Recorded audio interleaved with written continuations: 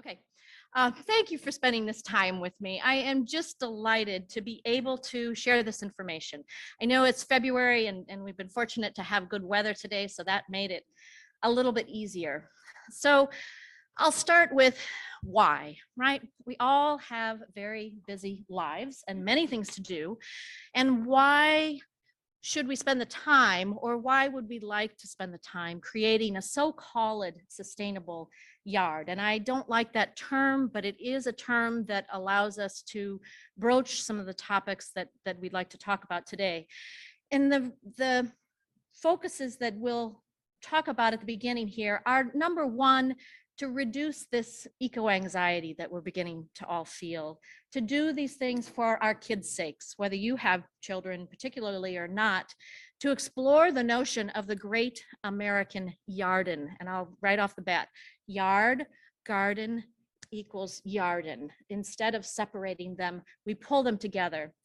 And the last thing is, we've been waiting a long time for the government to fix this issue of our environment. And I'd like to propose that we don't need to wait anymore for that. We certainly can, and maybe something will still happen, but we have quite a bit of power that most Americans don't realize. And we'll talk about some of those things today. So this notion of eco-anxiety. In 2021, I know we've all seen these things on the news, but it's not often that we have a chance to understand that there were 20 weather disasters that each resulted in no less than $1 billion in the United States, just the United States. And this has wreaked havoc on all of our homes. 1 in 10 of our homes have been impacted by these natural disasters. This is not just isolated anymore. That's 14.5 million homes, totaling nearly 57 billion in property damages. And we watch these things. We watch stories about these on the news all day long. We hear it on the radio, regardless. Eco-anxiety is its own whole new thing now, and it's the worrying about the future that can result in fear, anger, powerlessness, exhaustion, stress, or sadness, said Dr. Catherine Grill. I'm sure none of that sounds familiar, right? So she wrote for the World Economic Forum, 2022, and what she states is that our growing awareness of climate change means it's not just the survivors of disasters that are feeling these emotions anymore, right? It's not just them who are experiencing the mental health effects. Even the therapists now, as I do this research, are trying to figure out how to deal with this because they're not trained. They feel unequipped to handle the growing number of people who are feeling anxious about the climate emergency. Now, what about the kids? I don't know if you all have kids. I happen to have a child, but our children are becoming afraid. They are aware, whether we talk to them about it or not, whether we allow them to see the TV or not, they are increasingly aware of the negative effects of climate change on the planet and human health. And they know this because it's their future. They're most impacted, and it's becoming more and more prevalent among young people. The 2021 Economic Forum stated that more than 45% of young people in a survey of 10 different countries said that their feelings about climate change negatively affected their daily life and functioning. I'm sure that's not a surprise. But more importantly, and what we'll look at today, is that this same very knowledgeable Dr. Grill adds that adults can reassure children by engaging in behavior that actively combats climate change. It's a protective factor against that eco-anxiety, and it includes activism, right? But it also includes taking action at our own homes. It's one thing for us to say we care about their future. It's another thing to involve them when we decide to take action at our own homes. 2019, we had children all over the place, 112 countries walking out to protest this inaction on climate change. We're not seeing that so much anymore, but that anxiety is not going away. The third reason why we should bother to take the time to potentially create a sustainable landscape is that I believe we have the collective power as American homeowners to improve not only our own, but collectively our communities, our states, and our countries' environment. We get to decide. It's one of the few realms where we decide what we're going to do with our own piece of land, whether we're going to have grass, whether we're going to mow, what type of plants we're going to have, but collectively we can have an effect. Now, we're all familiar with the so-called perfect garden that for decades and decades we associate with wealth and prosperity. It has very specific components.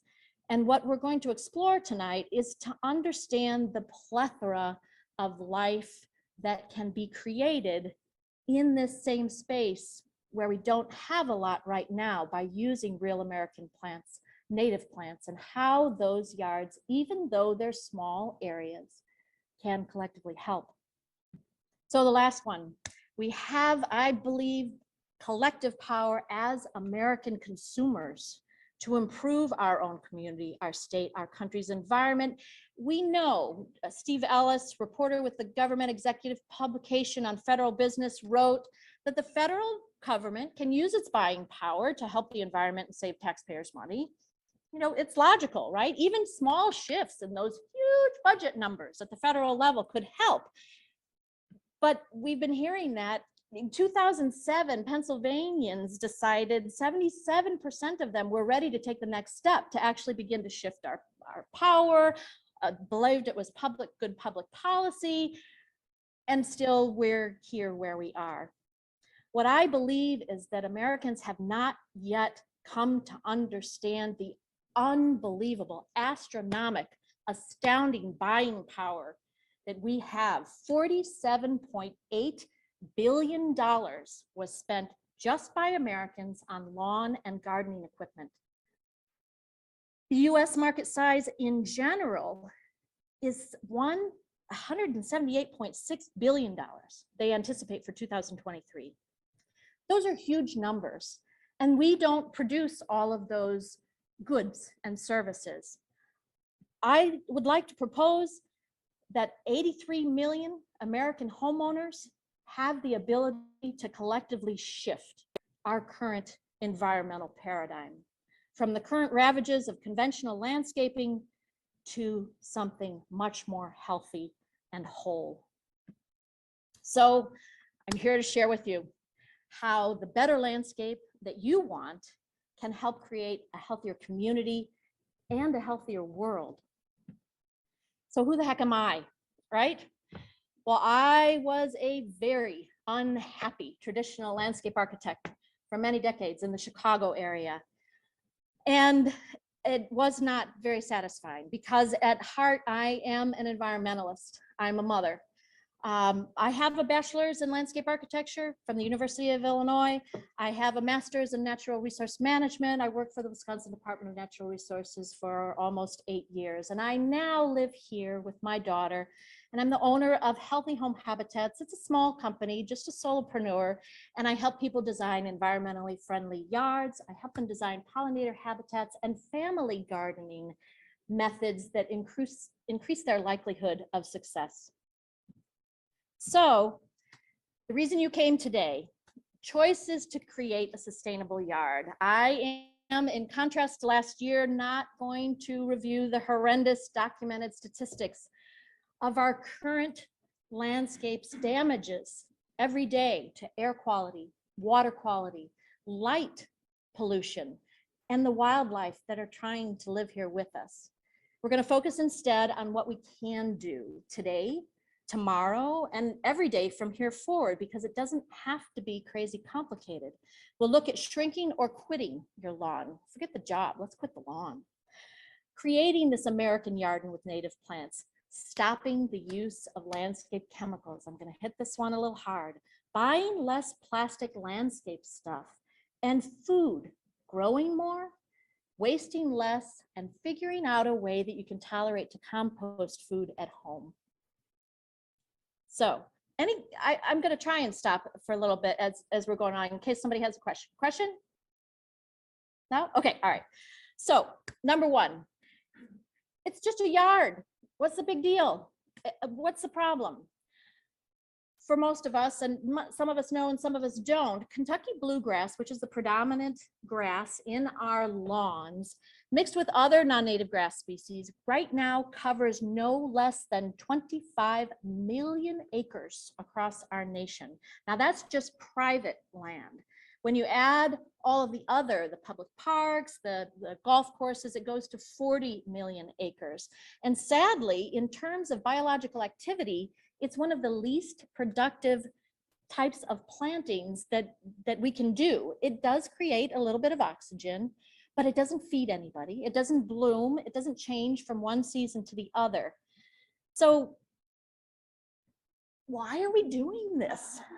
You know, why is it? The condensed history of the American lawn is that the European settlers brought this seed with them, to North America.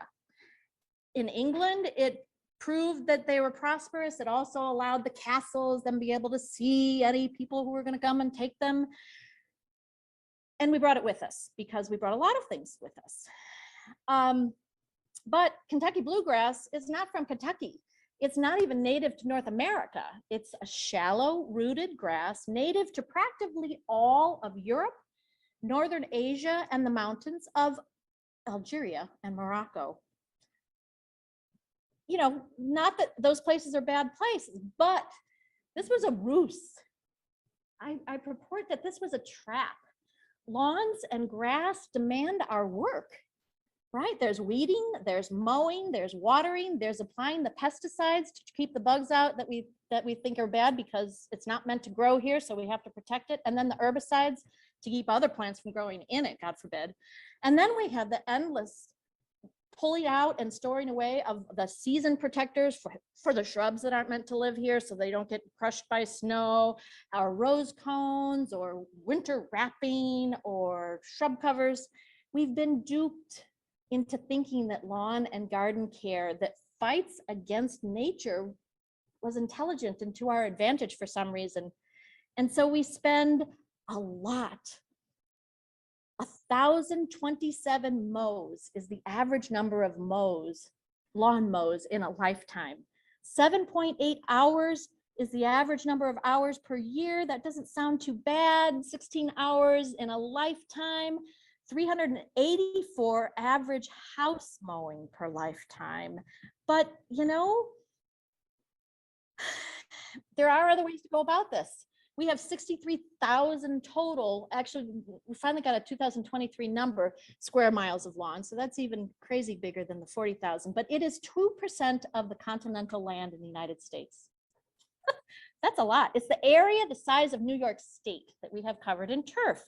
And lawn is our largest irrigated crop. Past corn, past anything else that we grow for eating, it's the largest crop. And we use a lot of water. The most ironic part is I only found one article. We use potable water to water our landscapes and our lawns. After we've paid to make it pure, then we put it out there. And it's a lot of water. If we use less water, there's less that we have to pay for. And worse yet, we're not even very efficient with this resource because I've done it. You put the sprinkler out there and you go to do something else and all of a sudden it's watering the driveway and out down the street. Some people have learned to harvest it with rain barrels and that's a better way to do it, but we use a lot of water. Up to 50% that we use is inefficient. 9 billion gallons of water per day just on our landscapes. So I tell you, I like a twofer. Everybody know what a twofer is? You do one thing, you get the benefit of two. Well, this is one of the best furs that I got, and it's a 6-fur. By decreasing the amount of lawn that you have at your home, and maybe you have none, you are increasing the health of not only yourself, but your property. You're losing less habitat, you have less costs going out, you're using less pesticides, less water pollution, less fossil fuels. And I like to know that my efforts have a benefit and potentially more than just one. So there are actually now states where lawn has been outlawed because it's wasteful. Nevada has outlawed non-functional landscaping is what they refer to it as. to require desert-friendly landscaping. New building codes sharply reduce the amount of grass allowed around new homes. And a New York Times article talks about where lawns are outlawed. They will pay $3 a square foot, up to 10,000 square feet, to dig up that grass. Utah, the turf buyback will offer residents the opportunity to apply for a rebate to remove the thirsty grass. Arizona has a rebate program since 1986. So there are states that are actually deciding this is nuts, and they're south and they're west, and we can certainly understand. So number two, there are so many possibilities when we start to explore what are actually native plants, and not only how they can enhance our life, but all of the life around us. We're all familiar with the so-called perfect garden, perfect landscape that many, as we said, associate with wealth and prosperity. But these perfect landscapes, as we also mentioned, require the herbicides, pesticides, and most often synthetic or petroleum-based fertilizers, because these plants are not meant to grow here. So conventional landscaping is mostly lawn, mostly non-native plants, because we didn't know a lot about that. And it's focused on perfect plants, perfect flowers, and perfect leaves, which is fine. But, and I'm sure these are familiar, we've got burning bush here, we have autumn olive, we have the red barberry. The challenge is that some of these non-natives are also invasive.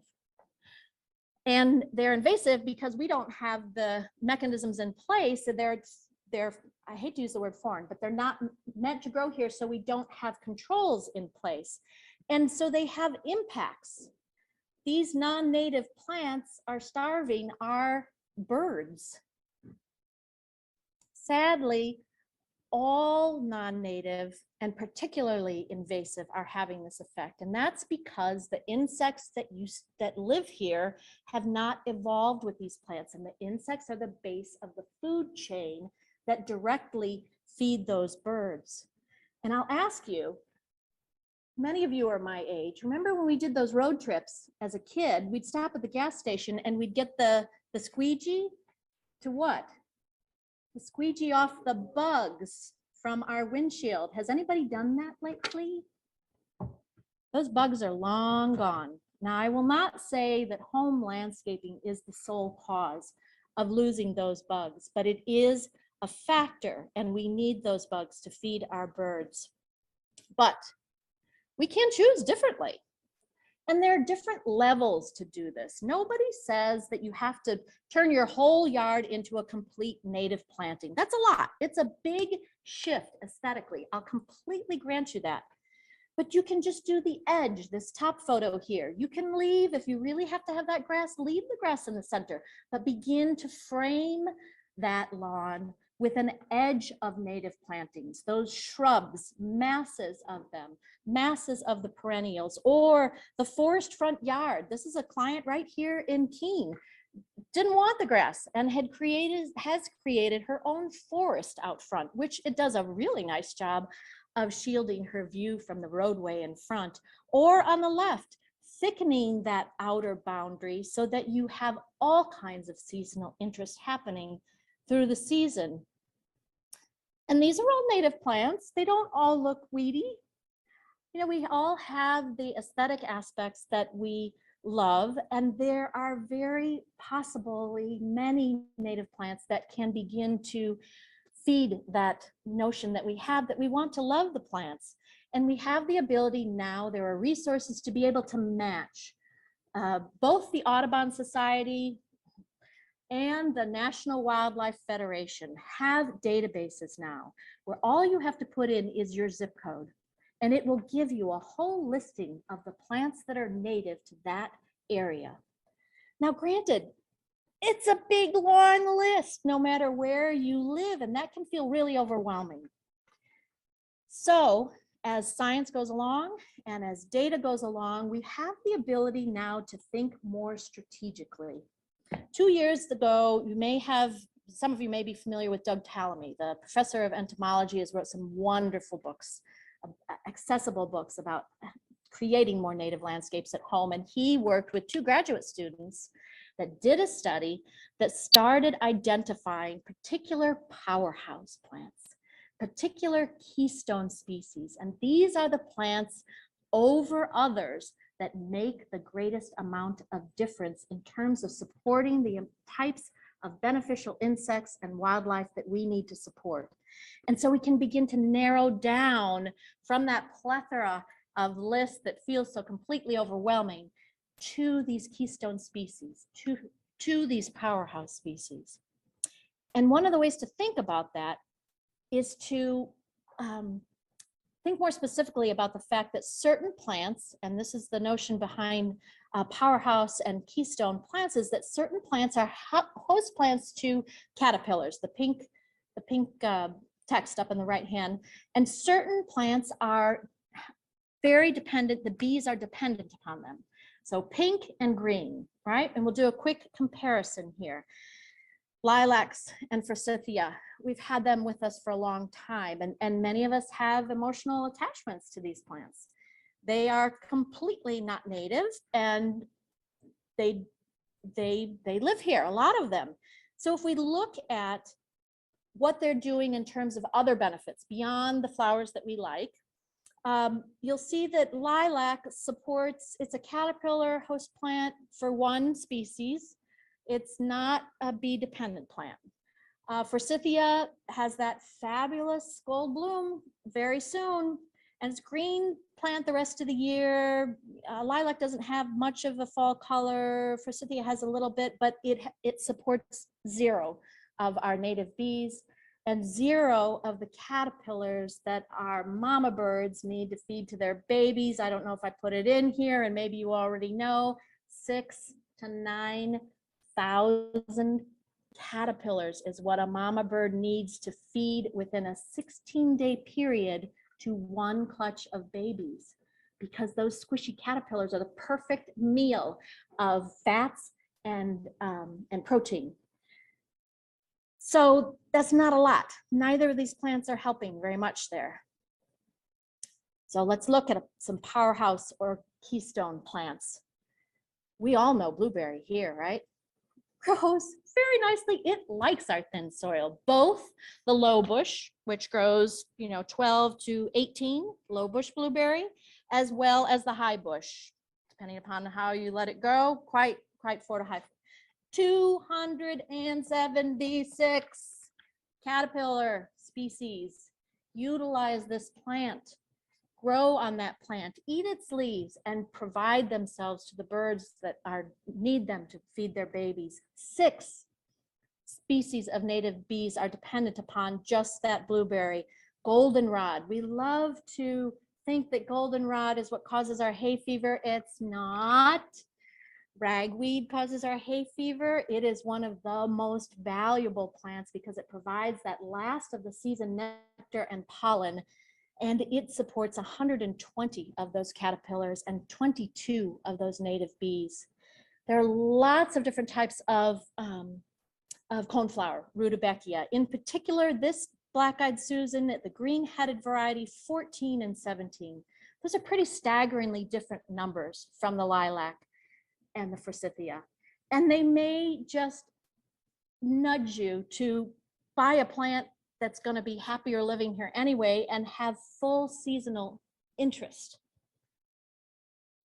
So another way of thinking about this great American garden, people love this idea of meadows. I like a meadow. They're beautiful, but for us particular, we live in the northeastern forested region of the country. Our soil wants to grow trees. So meadows are a lot of work for us here. And believe me, they do not happen by just tossing the seed out, because meadow seed, native or non-native, does not compete well with our own turf. You got to rip everything up. They're lovely, and look what they do. That's pretty spectacularly lovely. By the way, can we turn down one of the lights? Because I'd like to see these a little bit better. Some of it's a little subtle. So my point is that we can continue to work very hard to grow roses. You got to keep them all, the mildew, you got to do a lot of things to grow roses here. They're not happy in our thin soils, but you can do it. You can, of course you can. We can continue to grow what we thought we wanted because it's how things happen in the past. Or we can begin to start experimenting.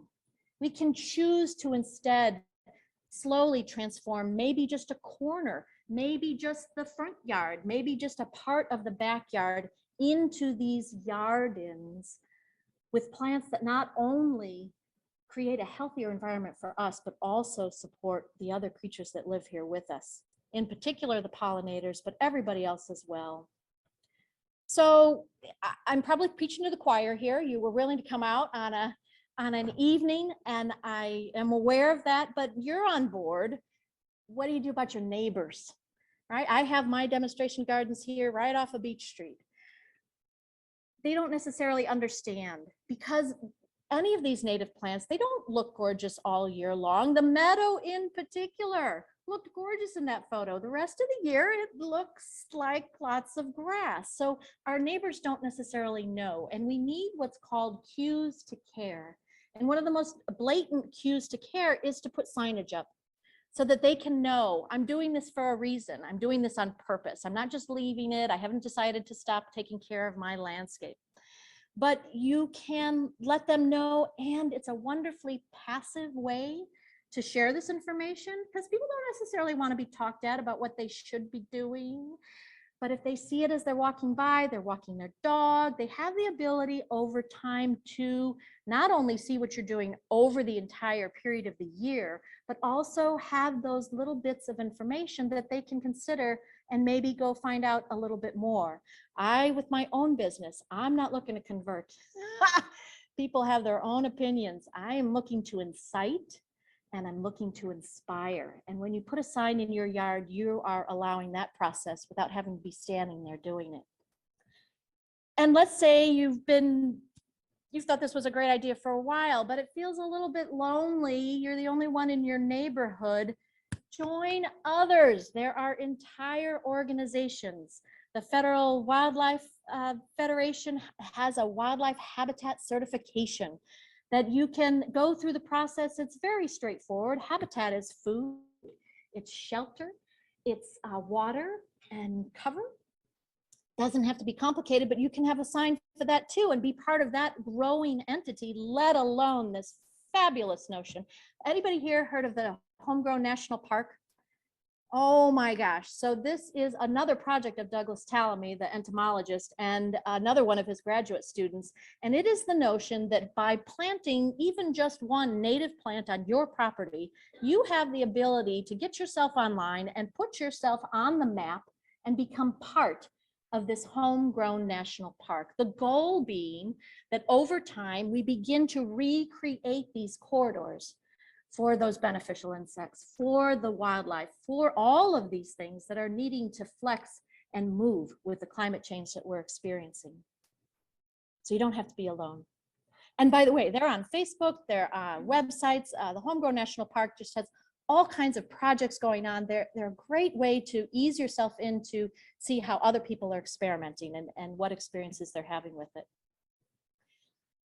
So number 3, landscape chemicals. We've got lots of them, right? We've got herbicides, we've got pesticides, we've got organic fertilizers, which I'm not going to put on this list. And then we've got the non-organic fertilizers. And what I would ask you, and once again, preaching to the choir, but for the people who you speak with, to consider sharing your leaves.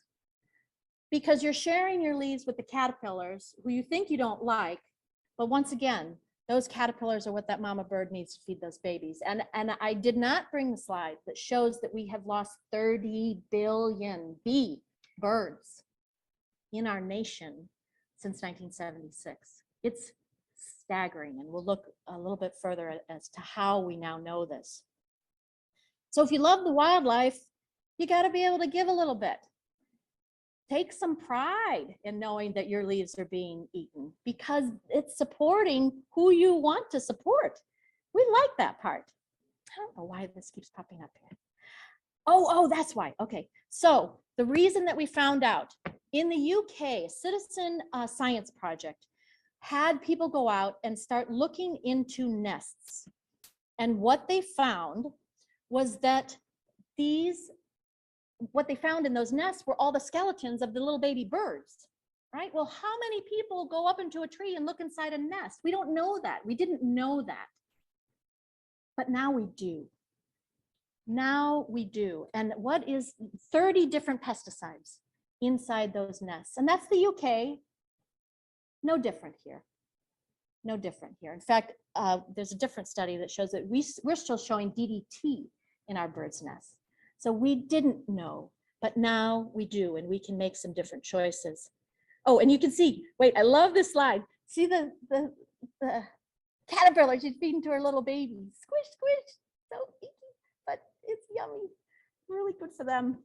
So New York Times, trying to raise some awareness, right? Across 16 studies, there's been some debate about whether we're really losing insects or not. You know, there are naysayers that say we're not.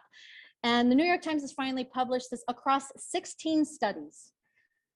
Insect populations have declined by 45% in the last 4 decades. Once again, it's not just our landscape, but we have an effect. We are part of that. And one of the most ironic things that I find is this bug zapping thing, which we think is, you know, I have to admit, years ago, I found it satisfying to hear that little zzz. But science is showing us that through a particular study, over 13,000 insects were zapped, and less than 2%, less 0.25% were mosquitoes. Everybody else, we need. And we might not think we need them, but the birds need them for their food because the adult birds eat the insects. So, you know, when it comes up in conversation, feel free to share that with your friends and neighbors. It's not doing what we think it's doing, and it's actually causing more of a problem. Back to the specific chemicals that we use, I, once again, will put out there that I really think it's a colossal corporate greenwash. This notion when the wars ended, they didn't know what to do with these chemicals, and they learned to market them to us, to tell us things that we thought we wanted them to do so they could sell them. But who wants to hear about another neighbor's dog that died of cancer early? And now we're starting, the studies are showing, in particular, lawns that were treated, is it twice a year? I should be careful about the statistics, but we can now identify that these lawn treatments are having these effects on the place where the dogs are playing, let alone our children. Rachel Carson wrote Silent Spring when I was born, 1962, and tried to say, how could intelligent beings seek to control a few unwanted species by a method that contaminated the entire environment and has brought the threat of disease and death to their own kind? I don't know. I guess it's really fabulous marketing, because 90 million pounds of chemicals are applied on lawns and gardens each year.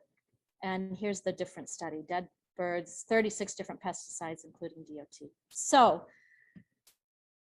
the safest way of disposing these, if you should decide, all right, I'm going to break my habit, I'm going to break that, it's a habit. We get used to doing things a certain way. Forget it. I'm going to get rid of it. You can't throw that in the garbage. We don't have, sewage treatment plants aren't designed to remove all of these chemicals from wastewater. You can't pour it down your sink. The only responsible way to get rid of, in particular, pesticides is to potentially use them up, which I'm asking you not to do. So you have to take it to your household hazardous waste day, which I think is a little bit of a wake-up call. It's a hazardous waste. We have chosen to use it, and we can choose to not instead. So number 4, buy less plastic landscape stuff. It's one of those kind of hidden things that the landscape industry doesn't like to talk about because they're doing good stuff with plants, But the reality is, in particular, during COVID, we really saw this go nuts. All of the little pots, the little flats that we buy our plants in, is black plastic in a variety of different types. They're not easily recyclable. And what is the statistic? 98% of this plastic ends up in landfills. I'm going to say landfills on a good day, because I'm going to tell you that a bunch of it's ending up in the ocean as well. From a study called Plant Industry's Dark Secret, Black Plastic. And holy heck, you saw the numbers before of how much we're spending on these things. So one of the easiest ways to use less of this plastic is to buy native plants instead of the annuals. Goodness gracious, they not only provide the habitat and the food for wildlife, but they keep flowering every year. You don't have to go every spring and buy them new in that yet another plastic container. And they survive better. Number one, they survive from year to year if they're native and truly native, not just say they're native, but they actually came up from Tennessee on Agway's truck. You got to be careful. They don't need the time, the money for fertilizers or the additional watering after establishment, or to be replaced when our regular weather happens. So the other one, does this look familiar? This is actually the back of my car in the past. Bags of mulch. I don't know about you, but I am thrifty and I do like multiple benefits. So we actually have some different ways of being able to have a mulch that doesn't require plastic bags, and daggone it, we get them for free. Every fall, we get them for free. Pound for pound, leaves, the leaves that fall off of our tree contain twice the mineral content of manure. A tree is dropping its leaves as its own fertilizer. It's cycling. And for some reason, we have thought it's a good idea to take them away. We can actually keep them and not have to deal with these plastic bags. They are a fertilizer and they have all the benefits of a mulch as well. So how about instead deciding to use these fall leaves?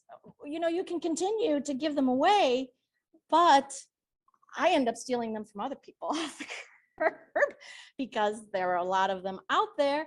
And we know now that just one bag, just one of those orange bags actually equates to over $50 worth of humus and fertilizer.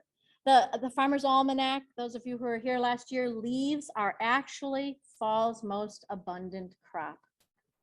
They're completely free, and they will reduce the use of buying any different type of mulch in a plastic bag. And then we've got the lovely landscape fabric. It sounds, yes. All kinds of things you can do. In fact, there's a little flyer up here that shows a PDF that I can show you. That's a whole different talk, but it's mulch. You can leave them whole, you can shred them, you can do all kinds of things with them. So yeah. So we can talk about that at a different talk if you like. So landscape fabric, which sounds kind of innocuous, right? Landscape fabric. I'll list 7 because those are the first ones that jump to the top of my mind. Number 1, weeding becomes a nightmare because the weeds grow under it. Our weeds are very aggressive. And not only do they grow under it, they start to grow through it. And let me tell you, when you try to do that weeding, then you're trying to pick up the fabric. Oh my gosh. And that doesn't even broach the fact that the fabric itself contains the same petrochemicals that are now leaching into your soil over time. The fabric costs money, let alone the time for you to install it or somebody else. Worse yet, it's compacting the soil by severely restricting the amount of natural processes that are happening. They say it's porous, but you know as well as I do, the sediment goes into those pores and then the water is being shed off. So the water is not going down to the plants below or the air. And those are the mechanisms that help us to have healthy soil. Changing the location of a plant, once you've got that landscape fabric down, becomes a nightmare. You have to dig that up. I am still digging up landscape fabric that's now 8 inches below the surface on the piece of property that I own because somebody put it there a long time ago. Worse yet, our notion of utilizing plants for a ground cover as green mulch becomes impossible because a plant that you plant in one spot in the hole in that landscape fabric no longer has the ability to spread vegetatively and then come up in order to fill in a space because you're preventing it. You've created a hole for it to come up, but it can't. Oh, the landscape fabric on a slope, even worse. You're shedding not only the rainwater, you're also shedding the mulch that you put on top of it. I have a client who rues the day that she put all that landscape fabric down because every spring she has to pull all that mulch from the curb down where it's gone to the bottom of the hill because the rain takes it down because it's slick. She has to pull that back up. So it sounds like a good idea, but really it doesn't. It's not. Number 5, we're to number 5, food. Grow more, waste less, compost at home. We're learning now that we don't have to have these rigid gardens anymore, that our plants that we decide to grow for food, which have very different needs for the soil, right? Our soil that's meant to grow forests is not meant to grow tomatoes or cucumbers. And so we have to amend that soil. We have to do that in very particular places. And now we know that when we're combining different plants, they help each other. And that when we're adding flowers, native or annual, we're bringing those pollinators to help. And so they don't have to be the very rigid notions that gardens used to be. We get to add flowers everywhere and say it's part of our vegetable gardening. How great is that? And they don't have to be native. You know, our marigolds are, goodness gracious, almost growing straight from one year to another. And it doesn't have to be a whole garden on the ground. A lot of my consulting is about helping people decide how to grow just one vegetable, just in a container, on the porch. Rainbow chard is a wonderful vegetable that grows all season long. You can cut it and keep growing it in a container. This is a window box hung on a fence.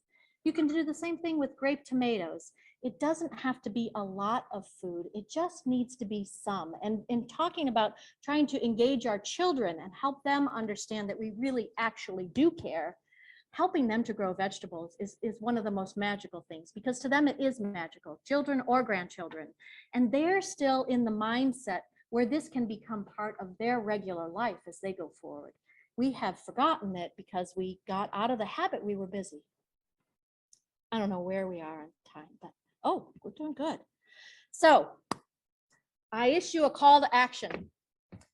In particular, taking action gives hope to our anxious children. And I feel it gives hope to ourselves, but I find it easier to take action when it's for my child's benefit. And we can say grandchild too, because sometimes we don't want to do it for ourselves.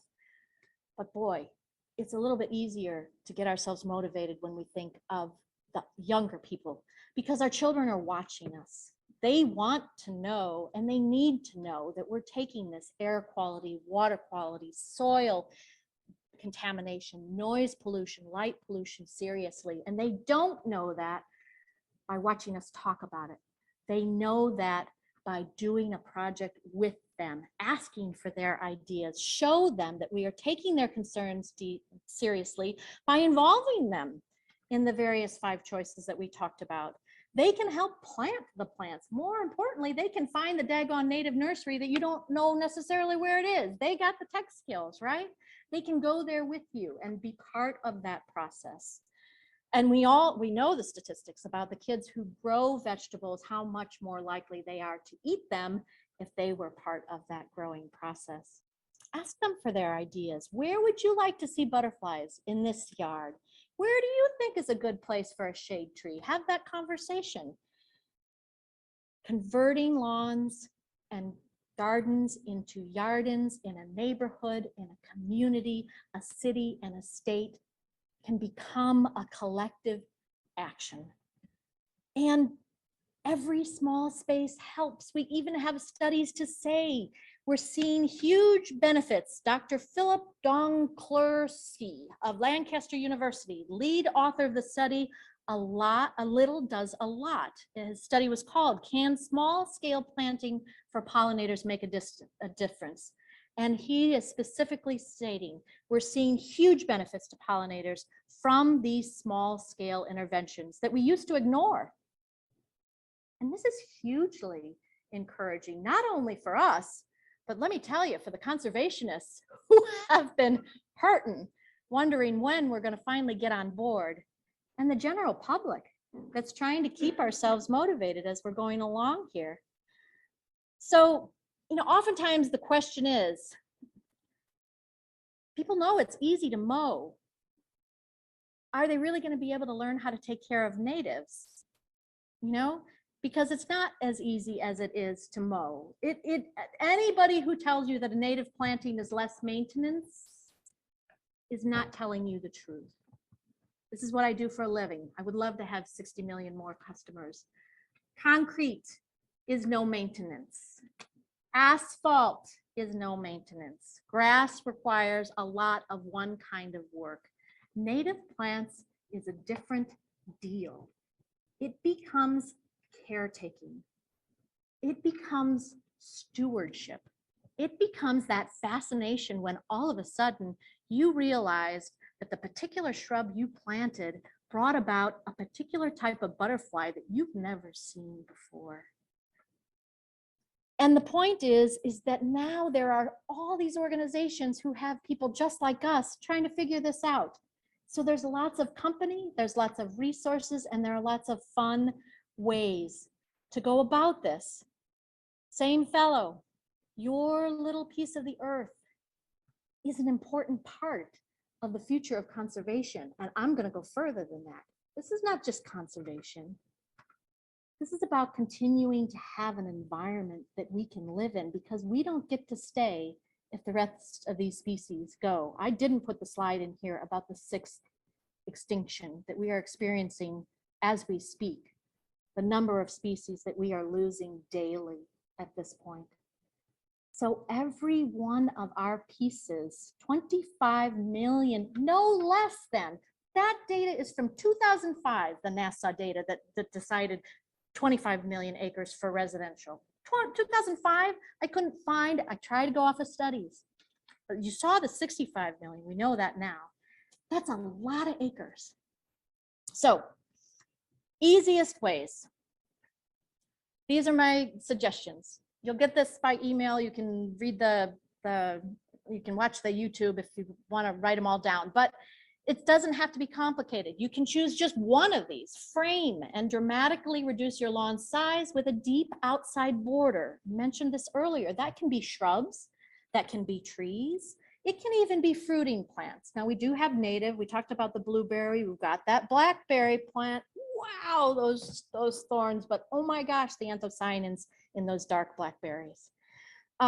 Shift your budget. Decide, okay, this year I'm only going to the native nurseries, and there are wonderful resources for finding out where those are too.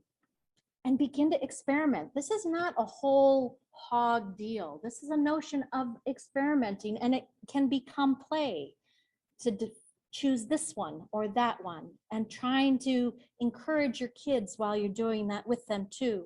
Oh, I skipped over one. This was supposed to be the first one. Take all. Not just a few, just take them all. Just get them out of your house.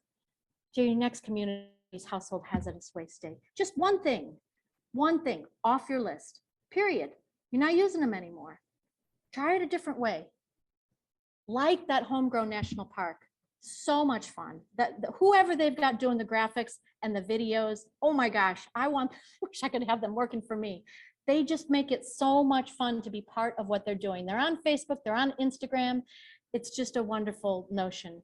And goodness, keep those fall leaves. If you're curious about exactly how to use those fall leaves, I give a talk, Harris Center.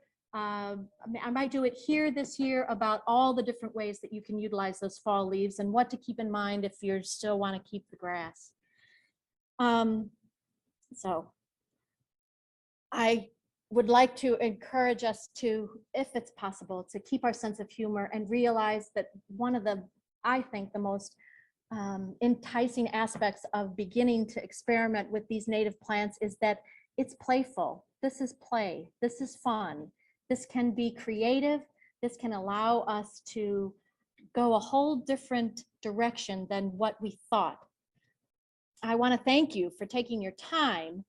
And I will tell you that at this point, this is a preview of an ebook that because I've given you this cursory view, and people need more details than that to figure out how to use these 5 steps. So I'm hoping by summer, this ebook will be published. It's called 5 Choices, 5 Easy Choices for Healthier Yards and Gardens, Environmental Activism to help ease your eco-anxiety. Because how many of us have the time to go to Washington and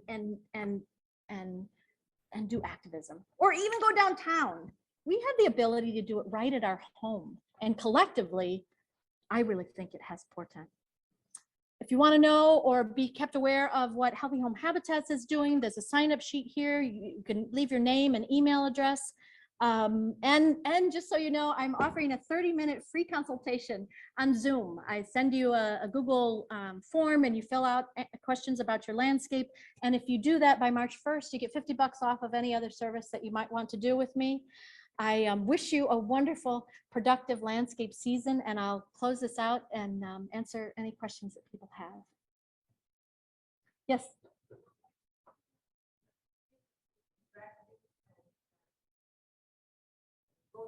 Yes, so, so wait, I'm gonna, the first one's easier, right? So goldenrod has a beautiful yellow bloom. It's really stunning. There are all different types of varieties of them, and some of them are very, very aggressive. We see them all fall. It's yellow. Ragweed has a similar leaf texture, but its flowers are green. They're teeny tiny little green. They don't even have petals that we can see. It's not yellow, it's just green. They often grow together. They grow in similar circumstances. They're weedy areas, they're pioneer plants. They grow in similar areas, but they are not the same plants. Ragweed is never have a amazing yellow bloom. So DDT,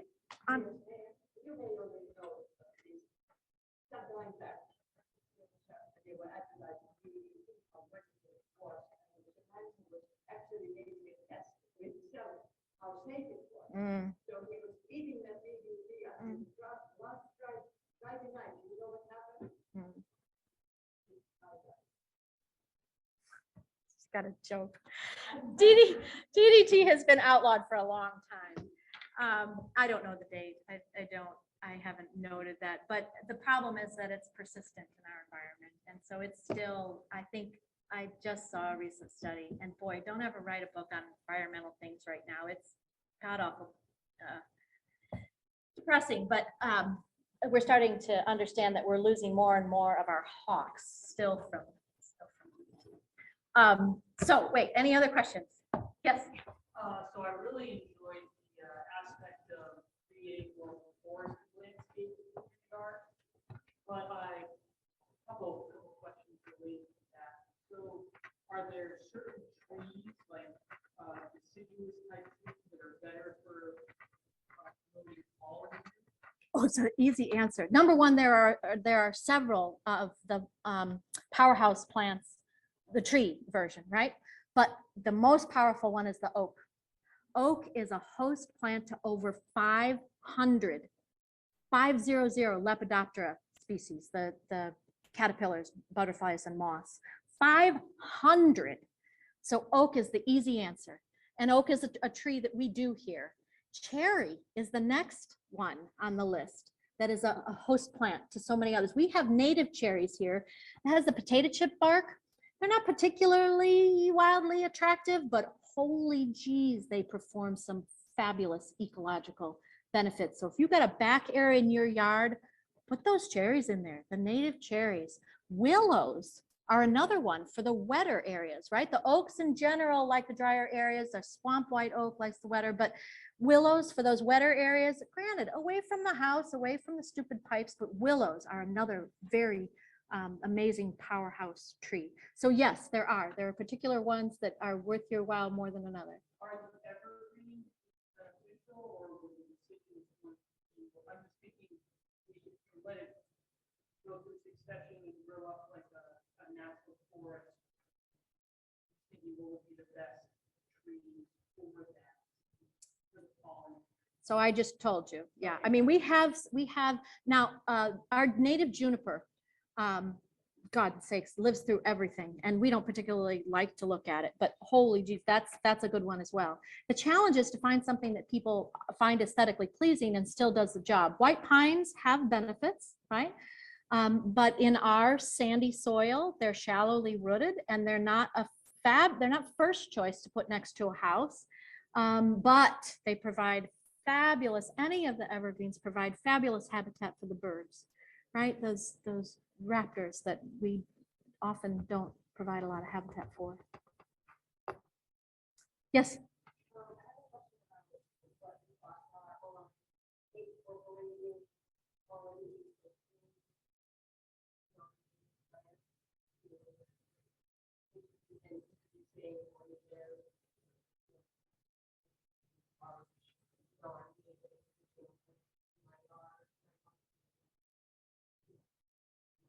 We're all in the same boat. You are not alone. The city is covered with Norway maples and Bradford Callery pears, which are actually considered invasive, both of them at this point, right?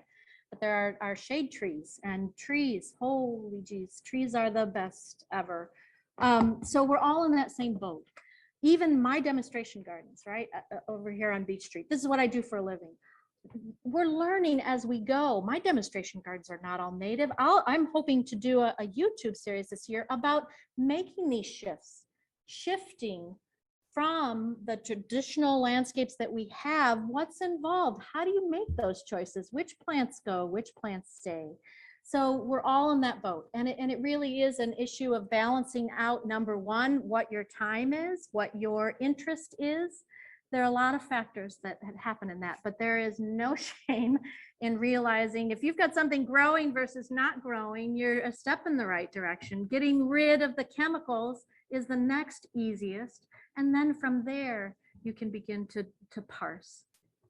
Not to get political, but you see the city of Keene, downtown, not to be all, but general downtown maintenance with watering. All they do is landscaping, that they're on the right track, they're not on the right track. They have a landscape architect as part of their crew. They hired me as a planner. That was disastrous because they didn't want the landscape architect. But I think that the notion that they've shifted so many more of the beds downtown into perennial beds is a step in the right direction, right? I mean, it's more diversity. They're not necessarily focusing on natives, but it's more diversity and it's exposing people to more different types of blooms and textures. So I do believe it's a step in the right direction. How that said, downtown, I don't know how many of you live in Keene, but we are starting a whole new adventure with this whole new, we've got to replace all the pipes that were put in there in 1890. And it is a wonderful opportunity, as far as I'm concerned, to advocate for the shade trees that go back in downtown to be native. Please keep that in mind. They're not at that stage yet. I've been writing it on plans through the entire 4-year process. I'll keep doing it, but my voice could use more voices because it is a wonderful opportunity. We're going to lose, if I'm not mistaken, every shade tree downtown, each and every one. And that's terrible, but we can't keep pipes that, I don't want to get to we can't keep pipes from 1800.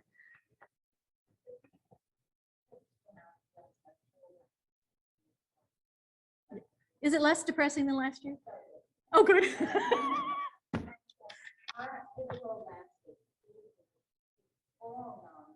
Yeah.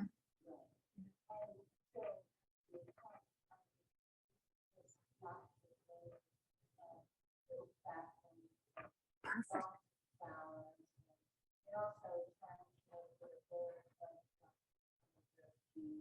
Thank you.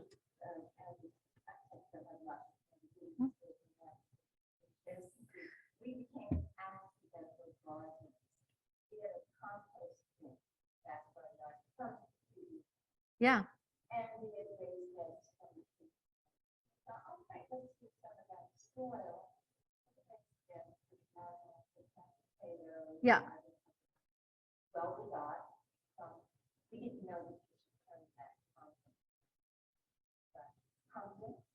We got Yeah. peas, we got squash, we got boards, we got, and in the compost. bin, Yeah. it's almost a shame, we Yeah. got pumpkins, Yeah.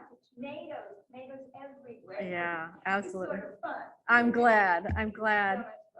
I'm completely forgetting that anybody who's online can't hear these questions. I'm so sorry. I have not been repeating them, but do you have questions from people? I do have a couple questions. Okay. I just want to stay up. And if you'd like to go, I completely understand. You don't have to stay. We're a little bit over. First, I just want to say, one person just said great presentation, federal climate change mitigation science.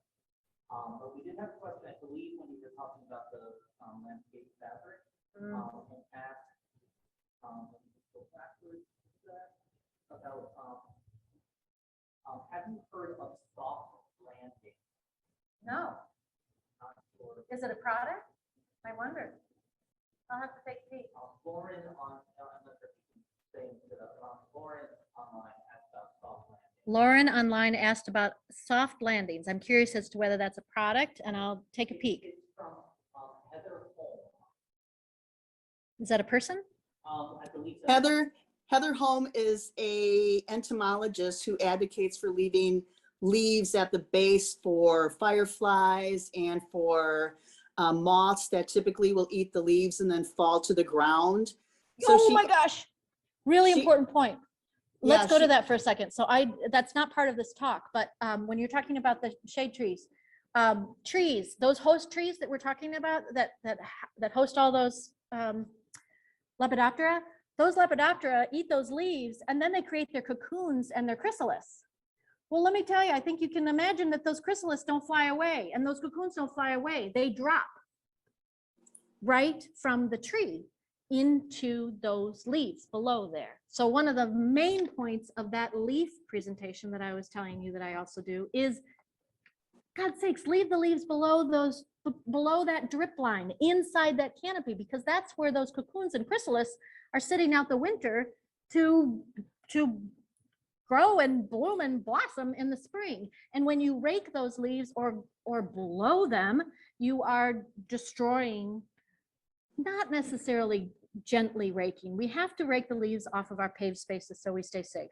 But if soft landing, it means mulch, of leaf mulch, whew, good. That's not a product. Well, we grow it and it's free. So I'm hoping that's what soft landings is. Another question?